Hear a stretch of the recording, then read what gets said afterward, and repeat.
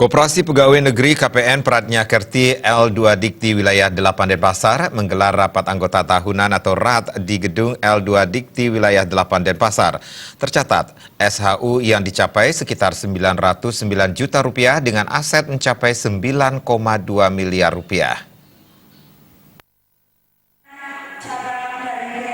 Dalam RAT kali ini disampaikan beberapa laporan pertanggungjawaban kepengurusan kepada anggota, diantaranya laporan keuangan seperti sisa hasil usaha atau SHU, neraca, ikhtisar perubahan kekayaan bersih, laporan arus kas, SHU komparatif dan neraca komparatif untuk tahun buku 2018. Pada tahun 2018, besaran SHU KPN Pradnyakerti L2 Dikti Wilayah 8 Denpasar mengalami peningkatan sebesar 42,35% dari Rp638.717.769 pada tahun 2017 menjadi Rp909.244.800. Sementara aset yang dimiliki saat ini mencapai 9,2 miliar rupiah, meningkat sebesar 4,98% dari 8,8 miliar rupiah pada tahun 2017 lalu. Ketua KPN Pradnyakerti L2 Dikti Wilayah 8, Ida Bagus Gede Udiana mengatakan, RAT kali ini sangat luar biasa karena kinerja keuangan koperasi yang dipimpinnya terus mengalami peningkatan SHU yang signifikan. Hal ini dikarenakan adanya sinergi yang kuat antara pengurus, pengawas, pembina, dan anggota koperasi.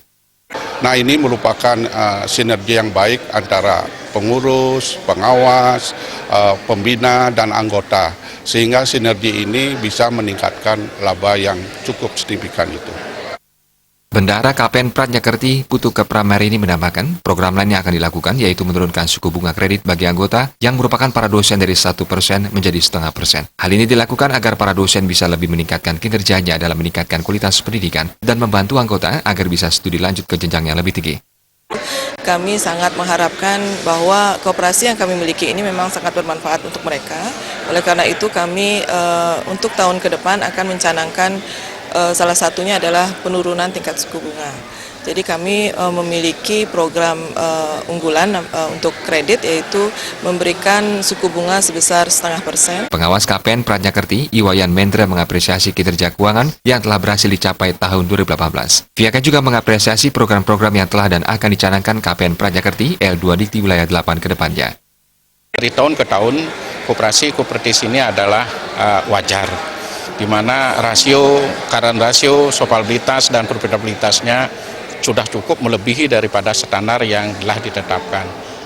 Sementara Dewan Pembina KPN Pradnyakerti Profesor Ineng Adasiastawa berharap KPN Pradnyakerti L2 Dikti Wilayah 8 tidak mengejar keuntungan semata, tetapi bagaimana bisa mesejahterakan anggotanya dengan memberikan keringanan kepada anggotanya, terutama bagi anggota yang sudah berumur, seperti memberikan bantuan perbaikan rumah dan biaya menyekolahkan putra-putri mereka.